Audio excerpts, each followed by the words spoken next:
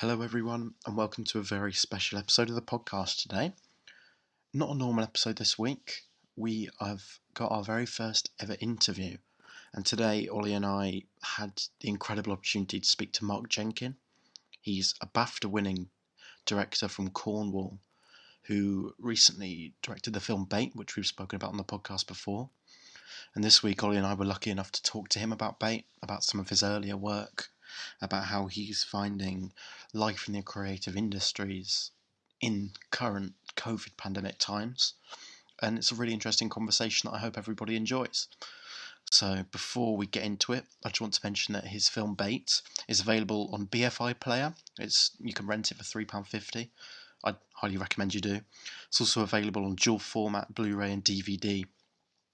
Again, completely worth it. It's a masterpiece, and we really talk about it here, so I do recommend you check it out prior to listening to this. And also, it's worth mentioning that his short films, some of which we talk about here, are also available on BFI Player. You can get a free trial to that if you're interested in watching them, and again, highly recommend you do, and I'll leave the links in the description to both of those sources if you're interested. So without any further ado, let's get into the podcast. And what he said is, you are a celebrity. There's product here. Right here.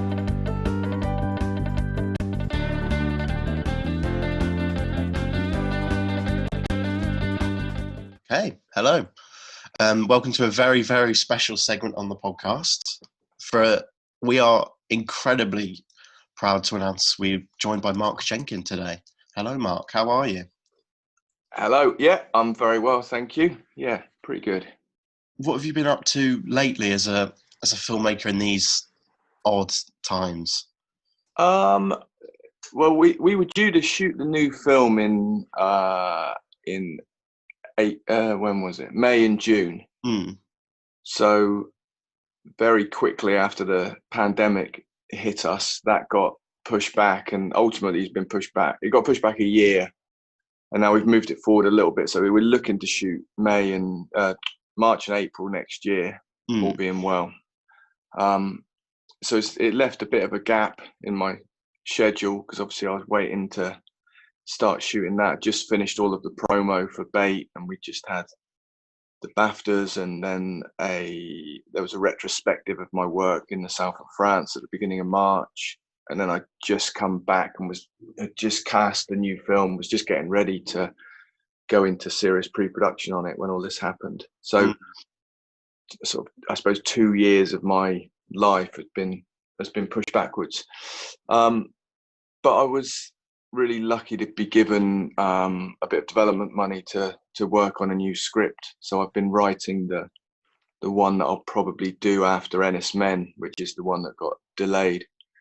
And actually I just delivered the first rough draft to the producer yesterday. So oh, wow.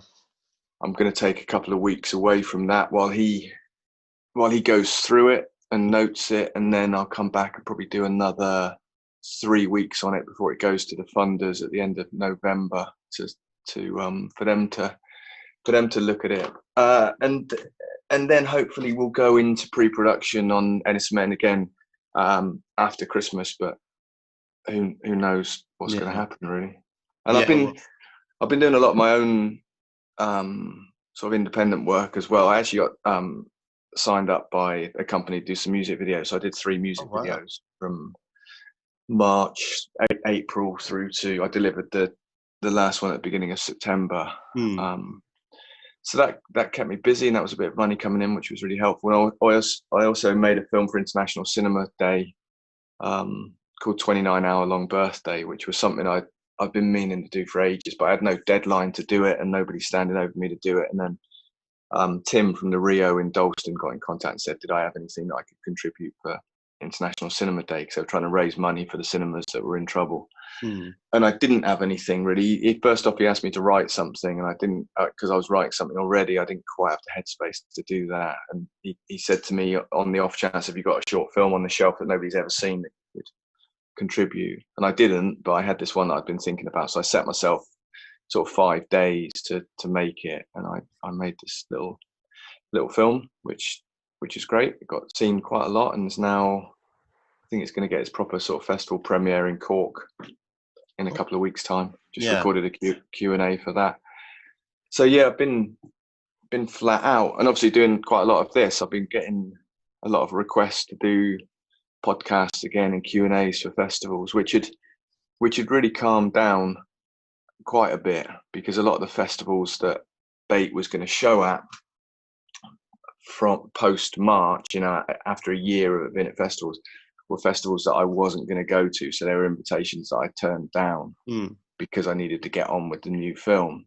But once the lockdown happened, all those festivals went online. Obviously, the festival programmers and directors were looking for extra content for the festival. So suddenly everybody came back and said, you know, can you do a Q&A? Can you do an introduction? Can you do a talk? And then I think, you know, things like what you're doing, I think podcasts have really proliferated, and more people. I was speaking to somebody yesterday, actually, was talking about Mubi and the figures. Do you know Mubi? I've used that a lot.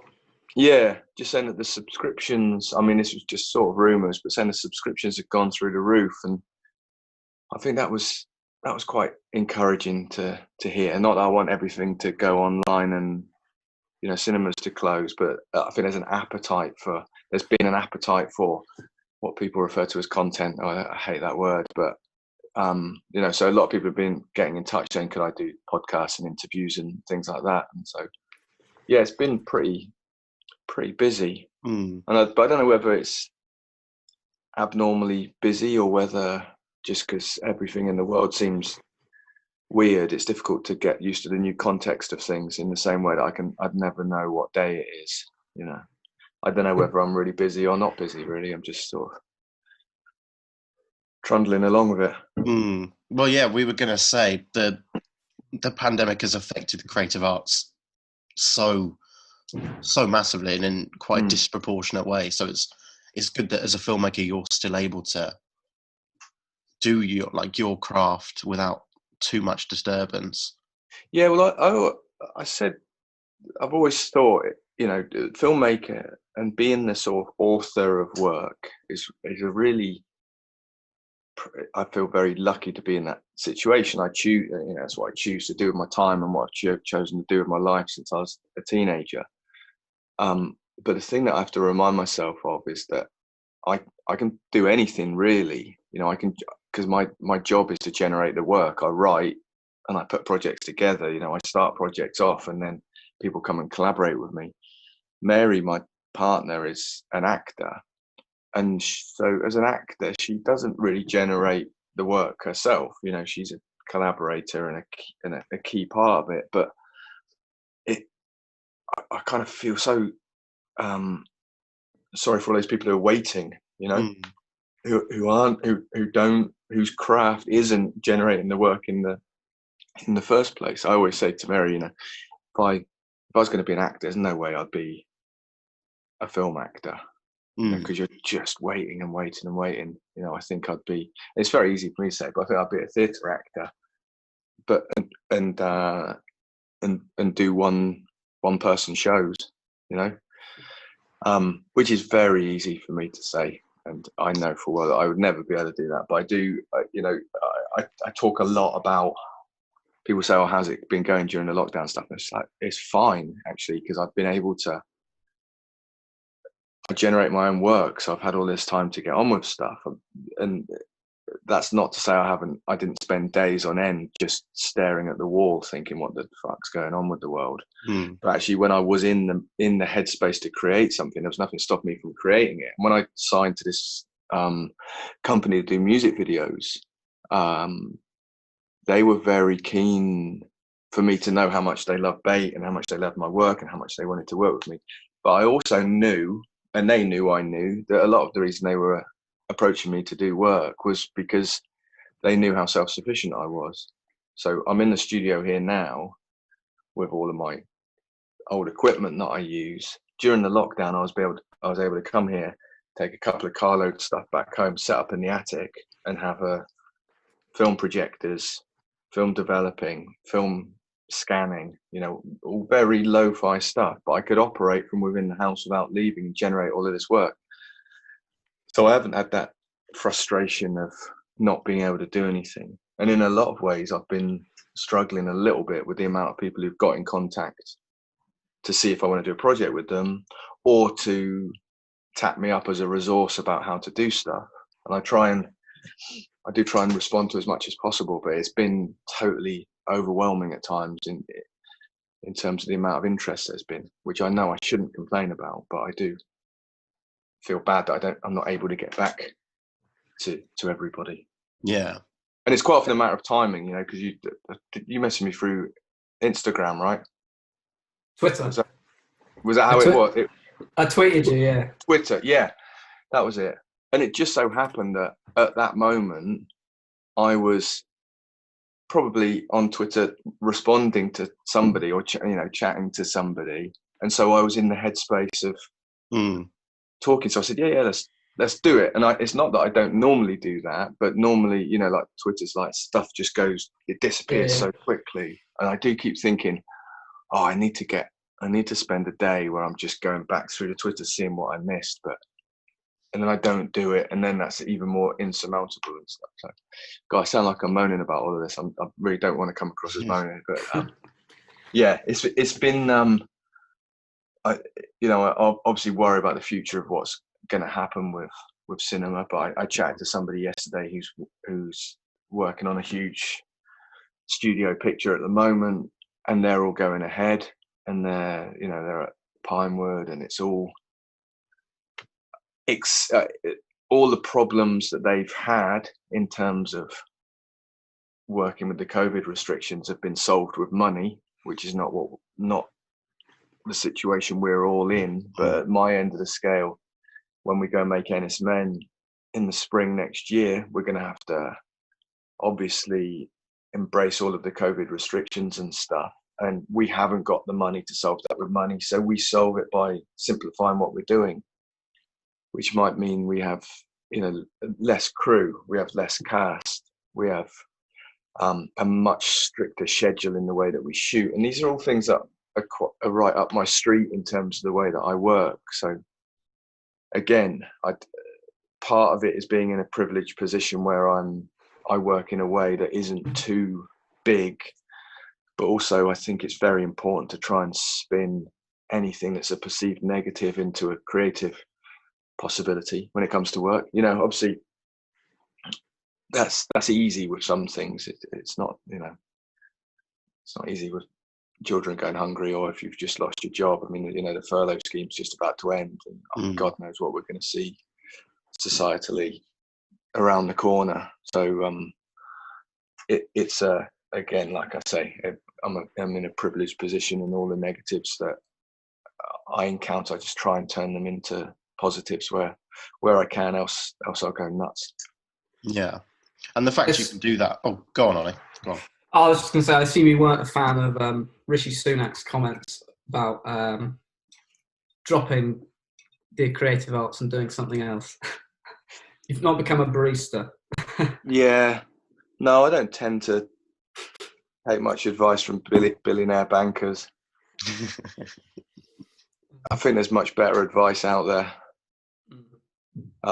But then, I just sort of feel a bit sorry for people like that, because I either think their life's so empty culturally that it must be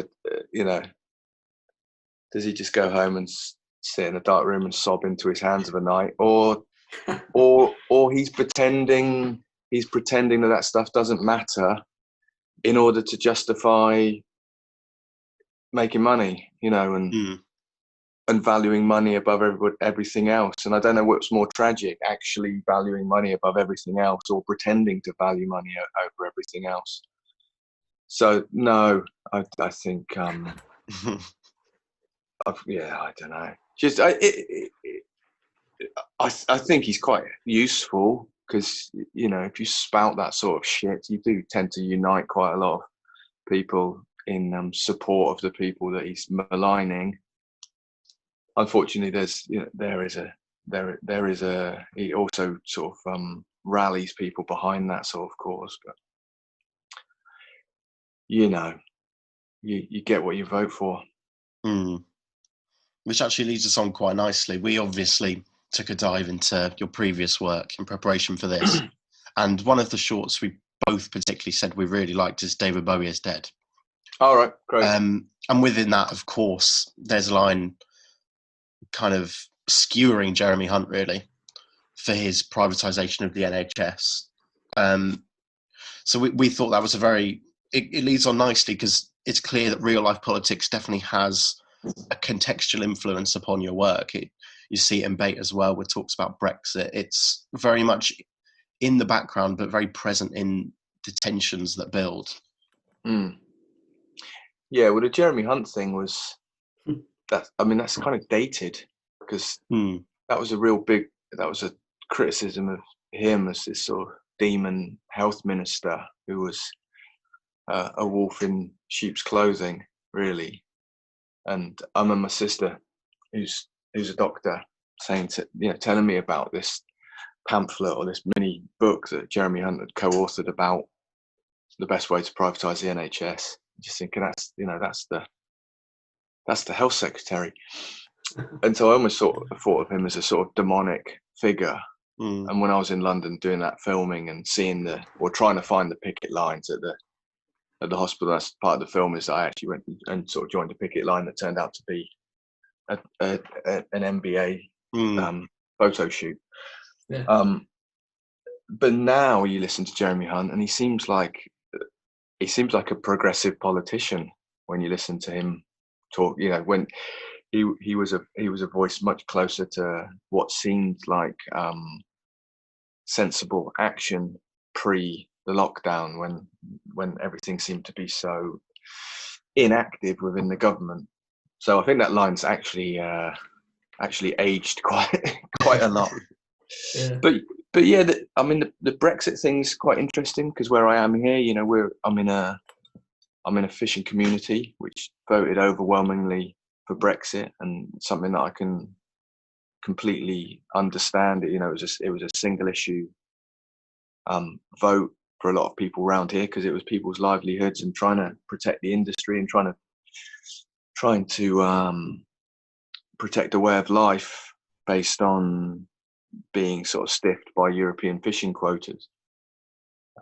There's a bigger conversation to say why the British fishing fleet have got the quotas they've got, and whether that's anything to do with the EU or whether that was previous British governments that bargained away the quotas in the first place. And I'm not informed enough to really comment on that, but it does give me being from here, it gives you sort of insight into both sides of the argument, and actually the grey area between the two, what seem black and white points of view.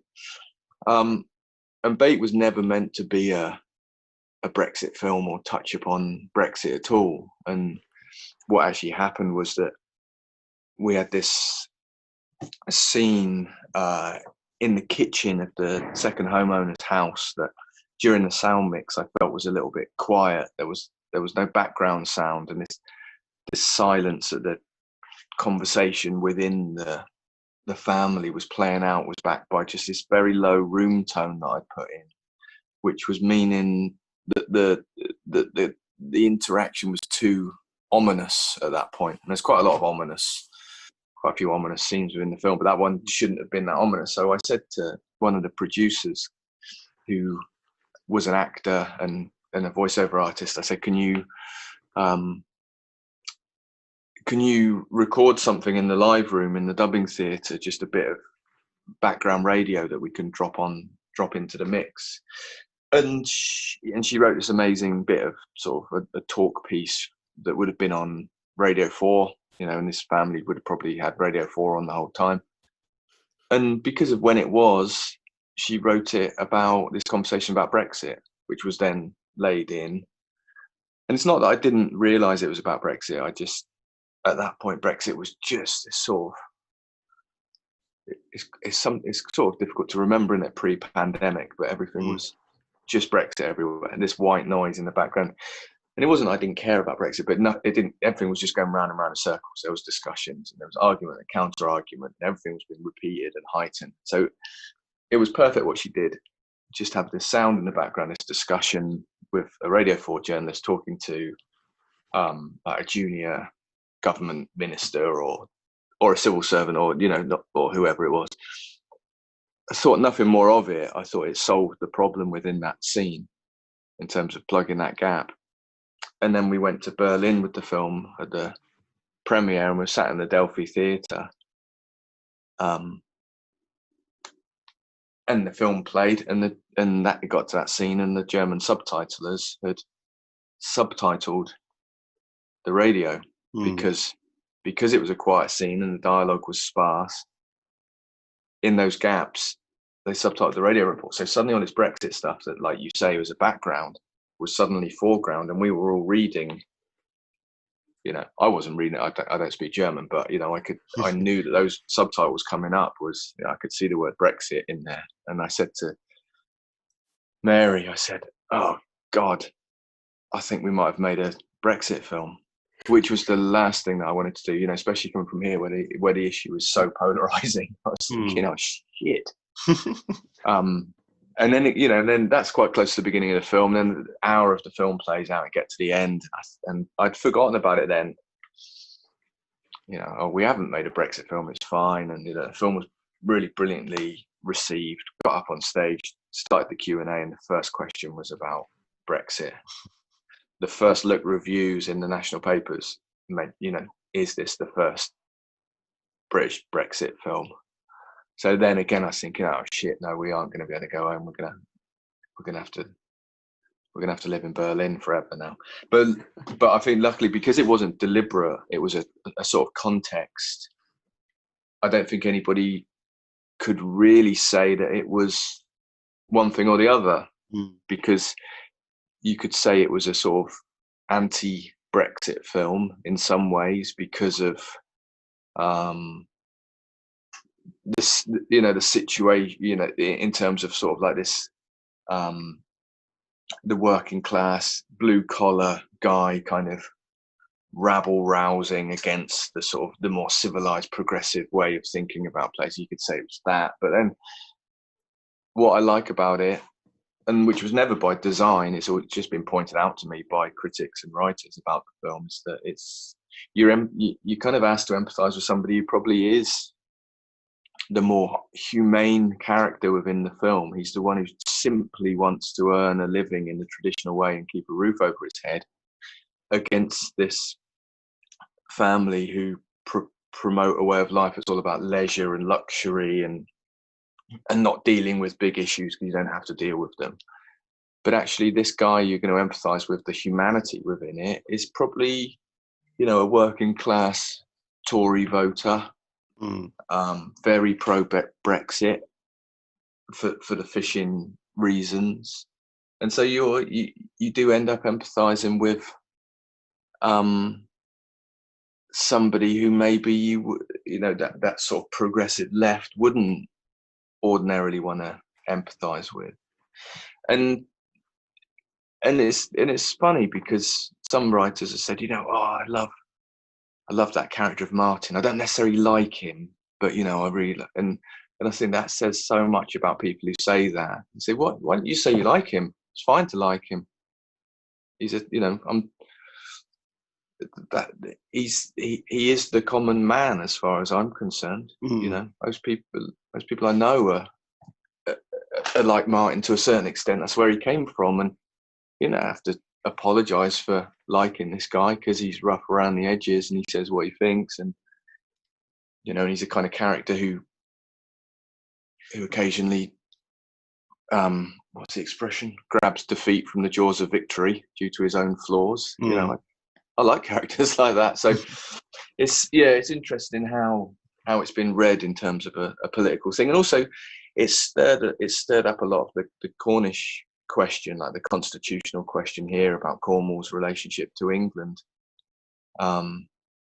which has always been a tricky one because the Cornish are recognised as a national minority, but doesn't have the status of any kind of power within the larger country of England. And there's a huge amount of people who don't recognise themselves as being part of England here in Cornwall, and it's kind of tapped into that a bit, despite the actual film never mentioning Cornwall once. The only reference to Cornwall in the actual film is, it mentions one place name once, Camborne's mentioned once.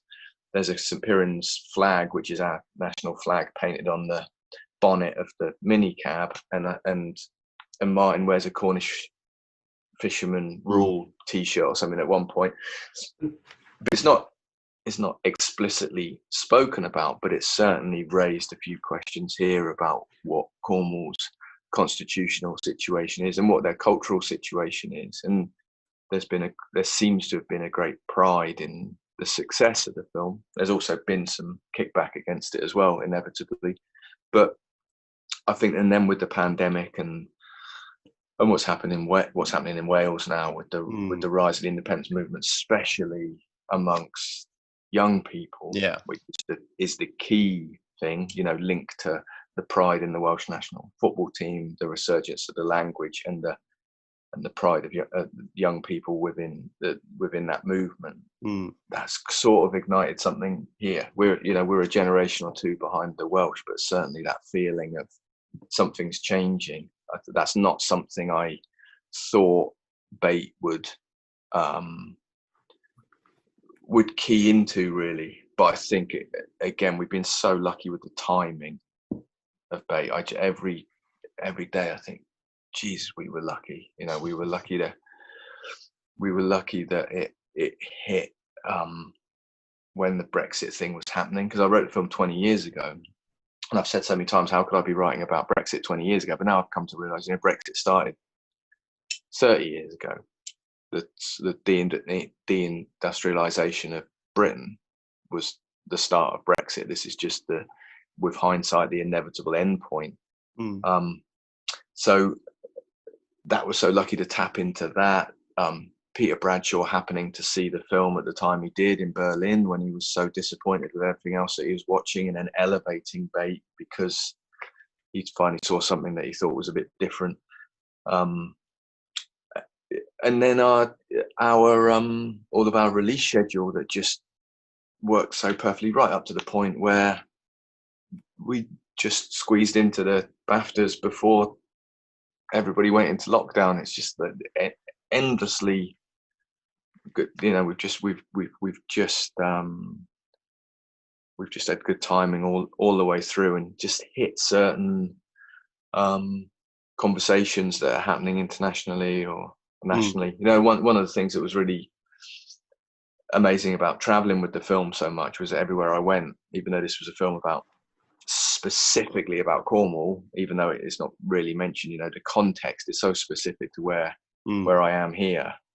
Everywhere I went, people had a story about alienated, disempowered people who were kicking back and maybe acting in destructive ways, ultimately harming their own cause as well, to in a lot of cases, but kicking back about what they felt was they were being alienated, forgotten, being run over by people who had different priorities for the places they lived in. So just New York, Austria, Istanbul, all these, Poland, Finland, all these places I went to. Actually, not Finland. Finland just seemed to be, Finnish people just seemed to be happy about everything. But everywhere else, there seemed to be this commonality that there was this alienation, there was this gentrification. They all had different words for it, but people were being left behind. And the people that had been left behind for a generation were beginning to latch onto populist ideologies and manifesting their frustration in dangerous ways or destructive ways, which was great for the film because there was an audience everywhere. It was depressing to see that was everywhere. It had been nice to think, oh, it's just happening in Cornwall, and you go everywhere else, and everywhere else is are doing well, and you could think, well, this is something to aspire to. But it does seem to be a race to the bottom at the moment of how disenfranchised you can make a populace. Do you think that's partly why Bait was so popular, is that even though it's very specific to Cornwall, it's also, a story that is being seen around the world? I've seen an interview he mentioned someone from Barbados said it was their dad. And Yeah. do you think that's part of the success of the film? I think so. Yeah, and it's the old cliche of the more specific you go, the more universal the appeal becomes. Because I think I like to think that the story of Bait and the theme of Bait could be lifted out of Cornwall and put anywhere. You know, it could be. It could have been set in a. It could have been set in the 80s in a coal mine in Nottinghamshire, and you could have changed the story, you could have changed the characters, you could have changed the setting, but thematically, it would be exactly the same film. And I think that's the key. I think films are really two things. They're when I look at a film, I ask a couple of questions. What is the film about? And what happens in the film, and what happens is the script. Is so and so walks from A to B, says blah blah blah, interacts with this person, interacts with that person. That's what happens in the film. What it's about has got nothing to do with that. What it's about is the theme at the heart of it, and the theme is the most important thing.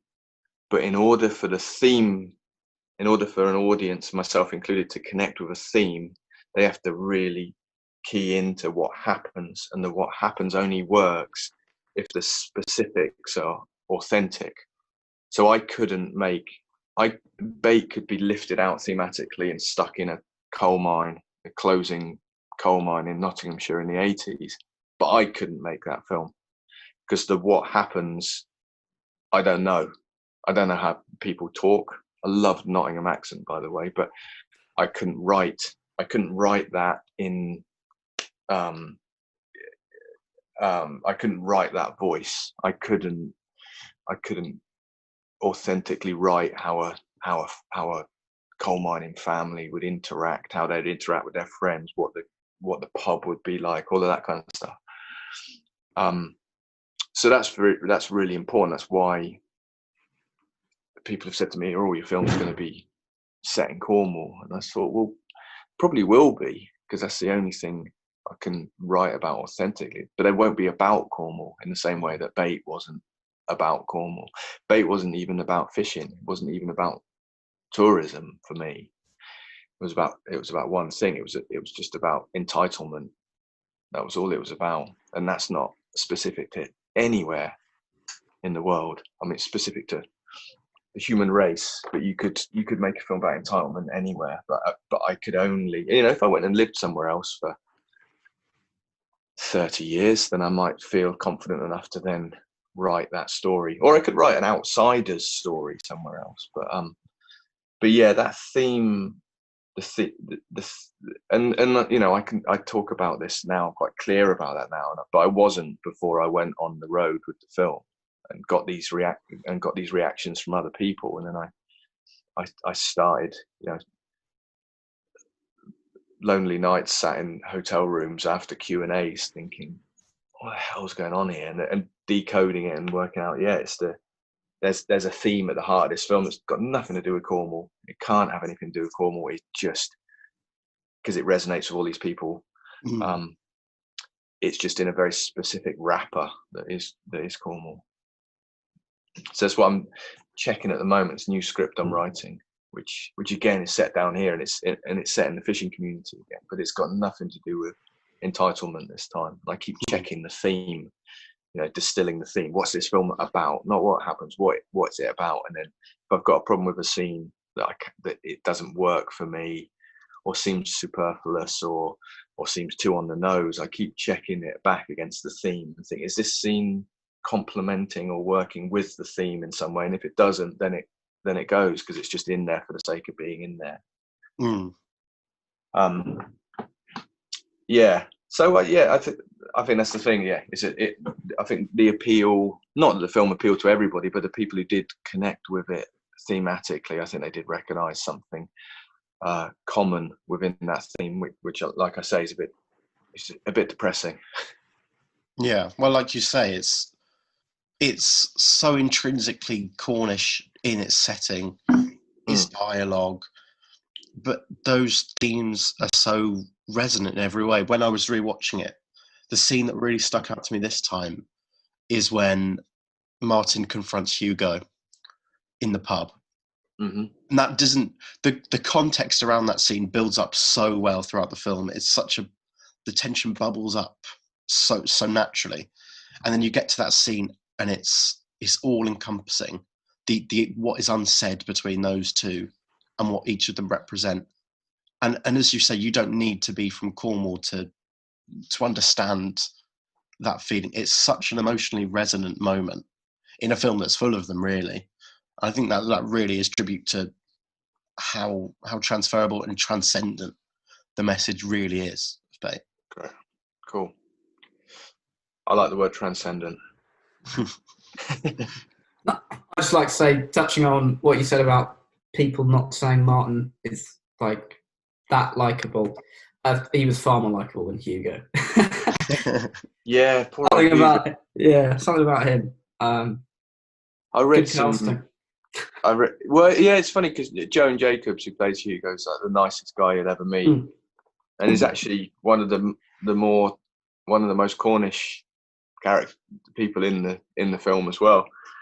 But he just does a great. I don't know I don't know what the expression is, but he can do a brilliant neutral facial expression. His resting facial expression that is just it says so much. But yeah, poor old Hugo. I mean, he ain't got a chance really with his family situation. But I always thought. I mean, I don't like talking too much about where I think, what the film's saying and what the characters are doing. But I do think there's a bit of redemption for him, hopefully, in the tragedy that he ends up getting caught up in. Is hopefully a moment where he takes a different path and the real world kicks in and he doesn't just turn into his dad. Yeah, I think there's hopefully some resolution there. But I think he's the character that I was most worried that you could write off as a caricature, but it was never meant to be an objective view of that family. That family was always sort of viewed through the eyes of Martin's character, which is why sort of just before the midpoint, there's the sequence where the truck's been clamped and he storms down the road to try and crowbar the clamp off, and he's sort of imagining what the family are doing. So it's almost like a cartoon version of that family at times. I think Hugo's obviously part of that. But yeah, I hope Hugo's doing all right. I hope he went off to university and got himself a girlfriend or a boyfriend. So we're not going to get a date too. No, I don't follow Hugo. No, I wouldn't mind making a prequel actually. Make a film about the two brothers when they were little. And the dad, yeah, that'd be good. Yeah. Or the mum actually, because the mum's very maligned. Maybe the film about the mum and the dad and the two sons are very minor characters. Just turns out he was the one who was running the community. You mentioned that Peter Bradshaw at Berlin Film Festival sort of saw Bait as something original and different, and you said and that he was bored. And you say in David Bowie is Dead, the age of cinema is over, or the age of cinema is dead. What did you mean by that? And to what extent is the Silent Landscape Dancing Grain 13 film manifesto a reflection of this belief? I think they're two separate things. I think in David Bowie's Dead, when I said cinema's dead, I think that was more regurgitating what I'd heard. I hear it all the time. Cinema's dead. Nobody goes to cinema anymore. But and it's just never true. I mean, cinema is in its infancy. It's only 125 years old as an art form, which is crazy. I'm 44 and I consider myself still quite young. And to think that cinema is 125 years old is nuts. But in that 125 years old, in that 125 years, nothing's changed. You fire light up onto a wall and people sit in a room and watch it. And that appeal hasn't changed at all. And actually before the pandemic, box office figures were, certainly in this country, were great. And now if you listen to somebody like Jason Wood at home in Manchester saying that the figures for independent cinemas are amazing, you know, because of the multiplexes are partially shut or shut for the time being. There's this appetite to go and watch stuff. And what I was trying to say was, I hear that all the time, that cinema's dead. There's no future in it. It's all going to be streaming, and that's why there's those things. The billboards that were all over London. It's not a Netflix one or something like that. You know, that stay in and watch a box set messages, billboards. Now TV. Yeah, that was it, wasn't it? And you think, oh, that's fine, but when the Quentin Tarantino 70 mil roadshow comes into town, people pay a fortune to go and see it, and those screenings sell out. Now, there's a huge gap between. There's a lot of space between staying home and watching Now TV and going to see a Quentin Tarantino 70 mil print, of which, you know, there was one print in Europe that went around the cinemas one by one. That's not sustainable for every film, but it just shows that there is this desire to watch some stuff, and 3D seems to have come and gone again. You know, the gimmicks come and go, but the simple joy of going and sitting in a cinema and watching a film just seems to be within us. You know, I do some lecturing at Falmouth University down here, and I was at a Zoom meeting with some students the other day, and they'd gone out to the cinema and watched films that week. And I just think, hold on, this is the generation who I don't think they watch enough films, but when they do go, they still go to the cinema. And that's so encouraging. Me and Mary went back to our local cinema, which is just down the hill here. A couple of weeks ago, we went back for the first time and watched the film, which I hated the film, but I loved every second of being in the cinema. And at one point, Mary turned around, because I was wasn't looking at the screen. She said, "Are you all right?" I said, "Yeah, I'm just counting the speakers." She sort of laughed at me, but it was the joy of being back in the cinema going, guys, they got 19 speakers in here, and like touching my wall on the sound, like the soundproof wall and stuff. I was like, all these weird things that it all goes back to the excitement of being a kid and going to the cinema. So I think what I was getting at David Bowie is Dead is a sort of working out a few things in my head about being told cinema is dead, cinema is not dead, then deciding to go into the cinema and going to the cinema and going into the most awful screening room, which was a tiny little screening room that you got to going through a Costa Coffee in Leicester Square, and then sitting in this freezing room watching a new Star Wars film, and that experience was miserable. But it's the context of it, because what then happened was in January or maybe last December, I was back in that screening room introducing a screening of Bait to BAFTA voters, and that room then was the greatest room I'd ever been in. So it's, you know, the context changes, and those films that I make, those Super 8 films where I do a lot of talking, quite often me working stuff out in my head, and kind of a bit of primal scream going on in there, primal scream therapy going on in there at times.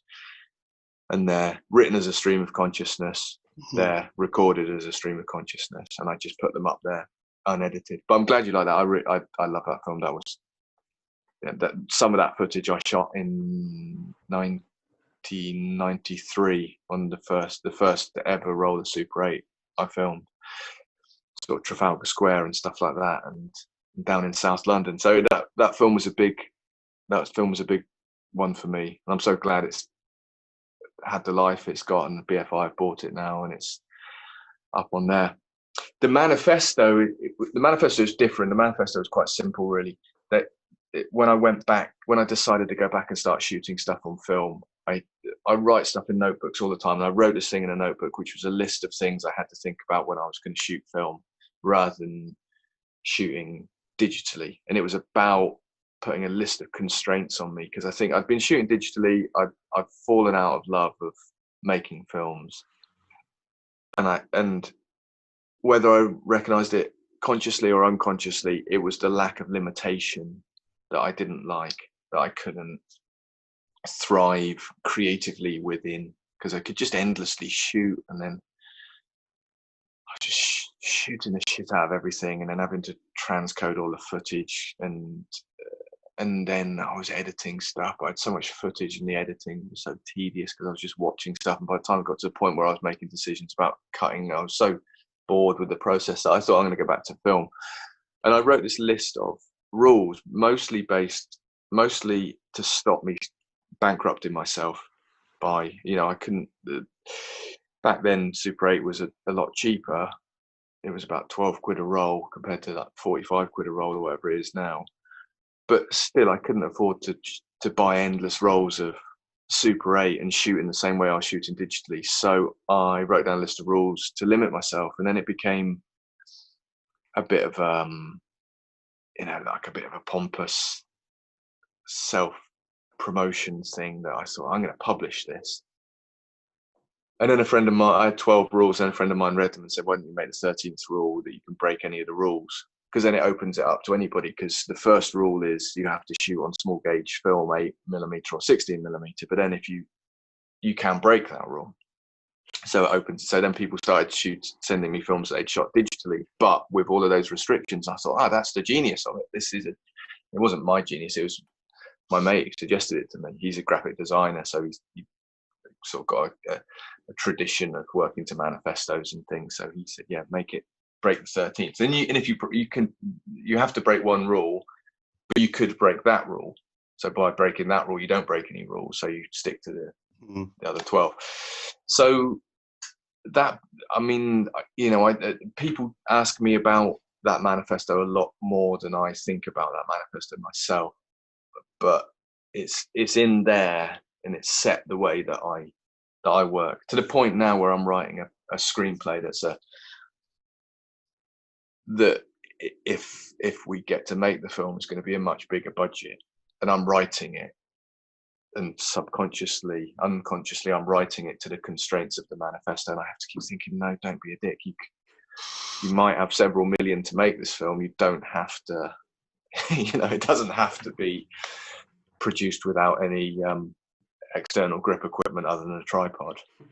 So it's so ingrained in my head now that I have to battle against it at times. But I think it's healthy, because you can always write something that's very stripped back and distilled and austere, and then make it bigger. I think it's harder to go the other way at times. If you've got a theme or a plot that relies on something that's very grandiose, it's sometimes quite difficult to rein that back in. So the manifesto's in my head, but it's not something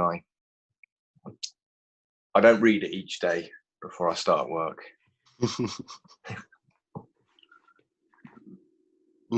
I think that's the beauty of your work. In a lot of ways, it harkens back to a simpler time for cinema, where it wasn't all $200 million blockbusters. It feels very pure. Yeah, and it's not deliberate at all. I'm quite thick when it comes to technology. So if I'm on a computer and the computer does something I don't understand, I can't solve that situation. If a camera goes wrong, I don't know why it's gone wrong. And because I want to know, it just instantly makes me want to smash it into 1,000 pieces if it's not doing the thing that it's designed to do. So with Bait, people have asked quite a lot about how we made it, what was the equipment, and we just had the camera with one lens on it, which I carried, and then I had a light meter around my neck and a viewfinder around my neck, and then a bag with spools of film in it. And then I had a camera assistant, my good mate Mikey, who carried the tripod, and then Colin Holt, who lights the films, had three lights. Bronco's house. Yeah, and he had 3 lights and a reflector, and that was all we ever had. Mm. So when I'd go down to the unit base in the morning to have breakfast, I would turn up with a camera, viewfinder, light meter around my neck, bag of film, and just sit down. And that the bag would be on the floor, the camera would be there. We'd have breakfast with all of this kit here. Mikey would have the tripod under his feet while he was having breakfast, and there was a Collins VW Lupo, like the world's smallest car, outside with the entire lighting kit within it. And that was it. We don't have a sound department. There's no sound recorded. 3 people in the art department who have come through. They've all got film experience, but Joe, who was the art director, runs a reclamation yard, so he's endlessly inventive of what he can do. May, who was the production designer on Bait, comes from a making background and theatre, so prop making and stuff like that. And then they had a trainee with them, so the art department's tiny as well. So the simplicity is really important for me. I really need to, because of the way I think, I need to understand how everything works. And I imagine I will encounter this at some point, but the idea that you don't meet some of your crew until the wrap party is kind of something that I couldn't imagine working in that way. Simplicity is the way to do it. I mean, I think a lot of people wouldn't believe how we were shooting parts of Bait. If they saw behind the scenes how simple it was at times.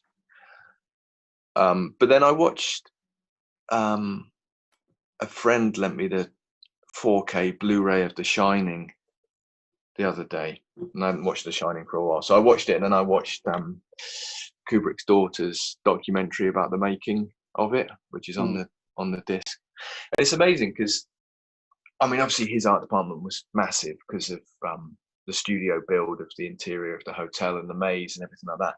But once that's done, it was really interesting seeing her walk down from the dressing rooms down onto set, and it just looked like our film, the way they shot. Hardly any crew, and kind of not making it up as they go along, but sort of being very inventive with the way they were working with not very many people. And Kubrick on the camera at times and things like that. I just thought, God, these absolutely epic films, and they're made in this way that was really simple. And you think, well, of course, Kubrick wouldn't have worked. He wouldn't have wanted to defer all of that responsibility, and actually wouldn't have wanted to defer all of that fun. So I've still got that. I've still got the excitement for film that I had when I was 14, 15 years old. And when I was making films then, I was operating the camera, I was in front of the camera, I was doing the sound, I was doing the special effects, I was doing the editing, I was doing the music. With me and a mate, we would swap roles and do everything together. And that's why I wanted to make films. And so it seems funny to voluntarily hand all of that fun away when you don't have to. If you have to, that's fine. There's been times when I've had to defer lots of stuff. And the last short film I made, I didn't write it or shoot it, I just directed it. But I did feel a little bit empty doing that, because I thought, I want to touch the camera, and I want to change the script at this point, and I want to be doing the score and everything like that. And I'm really proud of the film. It's done really well, and I enjoyed making it. But I definitely felt a little bit like, what's my role in this? Because I wanted to be a filmmaker rather than a director. Mm. And also talking about that simplicity thing, like one of my favourite filmmakers is Margaret Tate, and I was asked by Empire to do a list of 10 films that I returned to, and the first one was a film called Portrait of Gar, which is only like 4 minutes long, 3 minutes long, which was one of Margaret Tate's films that she made on Orkney about her mum. And for me, it's just pure cinema, just so simple. And I always, that's the film I go back to think about how simple a film can be, and it still transcends. And it's like, you know, what Scorsese says, whenever he's stuck on something, he would just ask himself, what would Bresson do? And Bresson would always do the simplest thing, you know, tiny little crew, simple film language. So is the way you shoot and the way you make your films, is it more of a logistical choice or a creative, or do you think it's creative because it's simplistic or logistical, the way it's done? I don't know. I spend a lot of time thinking about that, and I think they play off each other, the two things. I think I'm much better being creative if things are simple, and I force things to be simple by working in the way that I work. And I have been several people have said to me, "What, you know, you go about things in the hard way. You make films in such a difficult way." And I think I don't. I make them in the simplest possible way. It might be that they take longer. Like when we wrapped the film, there was a 3-month wait before I saw a single bit of moving footage because I had to hand process the entire negative. Mm-hmm. So it is slow in that way, but that's different from it being complicated or difficult. It's very simple. I was just coming into the studio and developing 5 rolls of film a day whilst watching films or TV or listening to podcasts. That's simple. But it's long-winded. But then the edit, when I got the digital proxies of the film negative back 3 months after we wrapped, we had 4.5 hours of footage. That was it for an 1.5 hour long film. So I put it on the big screen at home and sat down in the morning and watched all the rushes all the way through in one go. Then I had dinner, and then in the afternoon I sat down and watched all the rushes through again. And by that evening, I'd edited the film in my head. Yeah. So suddenly post-production wasn't long-winded. It was quick, you know. And I suppose I started the edit in January 2018, and we'd finished it by the end of the Tour de France. So it was the end of July to do all of the post-production. Mm-hmm. So yeah, I think the limitations spur on the creativity, and they make it possible for me to solve every problem myself in the writing.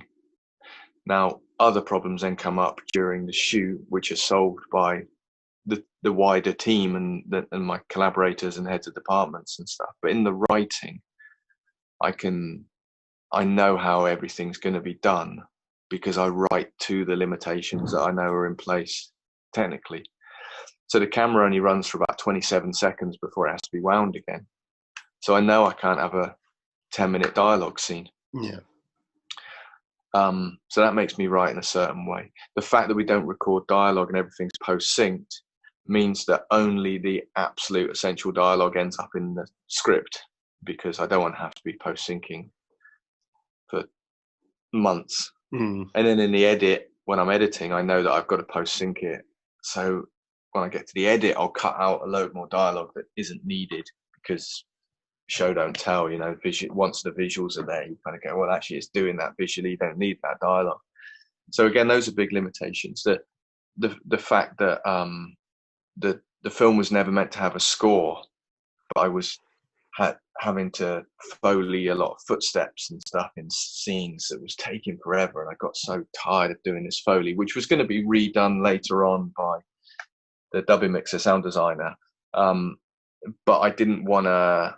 I needed to do the rough Foley in order to edit the scenes, and I got so sick of doing all of these footsteps on the beach on shingle and stuff that I thought, oh, fuck it, I'll make some synth drones just to drop into those scenes, and then that ended up being the soundtrack. Now, I never would have thought of that soundtrack unless I was having to do the Foley, and the only reason I was in the Foley was because we don't record sound. We could have recorded some rough footsteps and it never would have been an issue.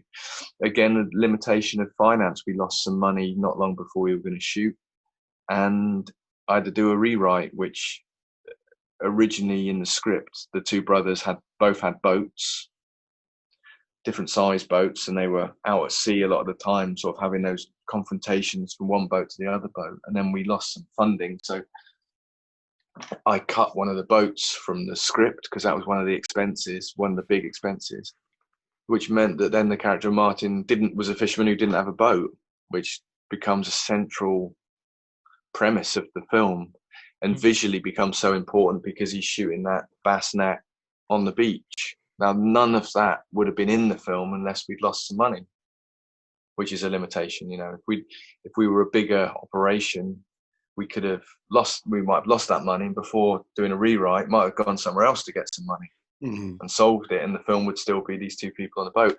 And that film would never have got made because it turned out Ed, who plays Martin, gets chronic seasickness, so he couldn't have shot out at sea. So God knows what we would have done. So all of those limitations end up feeding into the film creatively, and sometimes it's terrifying, and you think, oh God, that's the film ruined. You know, we can't do it if we can't do that. But most of the time, those limitations end up in some sort of creative innovation, however minor. You know, and the exciting thing is the thought that maybe you'll be forced into a situation where you end up problem solving it by doing something that nobody's ever done before. And there's a chance you could do that because the art form is at 125 years old, and we haven't done much with it yet. So there are possibilities for minor innovations, and that's what excites me about film. Well, we'll wrap up. We've got one last question, which I think is quite an interesting thing to end on. We'd like to know what the last film you saw is and what you thought of it. The last film I saw was, luckily it wasn't the film that I went to the cinema to see that I didn't like. The last thing I saw was Saint Maud. Oh, really? Yeah, which I think would probably be quite a lot of people's answer, considering I think a couple of weeks ago it was number one in the UK box office really midweek, which was, I mean, that was so exciting to see that doing so well. And I didn't see it at the cinema. I saw it at home, and I thought it was great. Really, really loved it. I really wish I could have seen it without all the hype as well, because I was probably interrogating it at times. But I thought it was fantastic. And what I thought, it got to about 10 minutes to go, and I thought something's really got to happen in the last 10 minutes for this to justify the hype. And then it did, and then it happened. And I just loved the fact that she really went for it. She went there. Seen quite a lot of British films, especially a couple of British films that are in that same sort of world that don't go there. That it's much more of a, or is it, isn't it sort of situation, and it's left up for the viewer to decide. And I love all that ambiguity, but I love ambiguity once it's fucking gone all the way there and gone really batshit, and then the ambiguity comes. I'm not so interested in the sort of standing back, and so I loved it, and by the end I realised why it was structured like it was, and everything that you know, that sense of waiting for something to happen was the kind of point. And have you seen it? Not yet. Right. Okay. It's on the list. I won't say too much, but I mean, it's just, yeah, it sticks with you, you know. Somebody said, yeah, and somebody said to me, the thing about a film, it's the end of the film that just dictates whether it has that impact on you. Definitely. At least short term, maybe long term, not so much. But and I think she understood that, and yeah, I thought it was great, and there just seems to be quite a lot happening at the moment. I don't know whether it's because there's a sort of backlog of stuff that's kind of now being seen that would have been that might have come out earlier in the year and been lost a little bit in the schedule. Now these films have waited for 6 months and now they're coming out, and actually they're really prominent because there aren't those big tentpole films above them. I know I spoke to Mark Kermode about it, and he said that at the beginning of lockdown he was leading in the Observer with films that he would never normally be able to lead with. You know, he said to me one week there was like a Finnish absurdist comedy which he could lead with in the Observer because there wasn't these big Hollywood films coming out, and he found that very quite excited. He was quite excited that he was able to do that, and I think that's probably what we're seeing at the moment. So yeah, a waffly answer to your question. Saint Maud, loved it. Well, we'll be sure to watch that. Mark, thank you so much for your time. It's been a fascinating look. We both want to say we absolutely love Bait. Everyone listening, it's on BFI Player. It's the best British film of the past 10 years, comfortably, I could say. Thanks very much. And it's been a real honour. Thank you very much. Thanks for everything, Mark. No Cheers. worries. And good luck with your studies. Thank you very much. Good luck with NS Men. And the isolation. Yeah, thanks, Ollie. Nice one. Cheers. All right. Cheers, Mark. See ya.